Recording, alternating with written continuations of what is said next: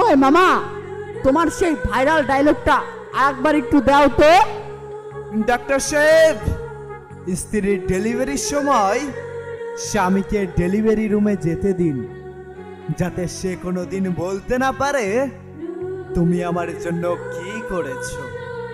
যখন সে তার স্ত্রীর প্রসব বেদনার যন্ত্রণাটা বুঝতে পারবে, তখন সে অনুভব করতে পারবে তাকে বাবা ডাক শোনানোর জন্য সে কতটা স্যাক্রিফাইস করেছে।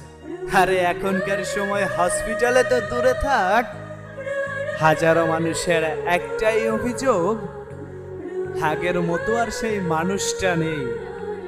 আরে ভালোবেসে বিয়ে করলেই যদি সুখী হতো, তাহলে হাজারো মানুষ কষ্টে ডিপ্রেশনে রাত কাটাতো না, আর সেই মানুষটাকে আগের রূপে ফিরে পাওয়ার জন্য এতটা কান্না করতো না।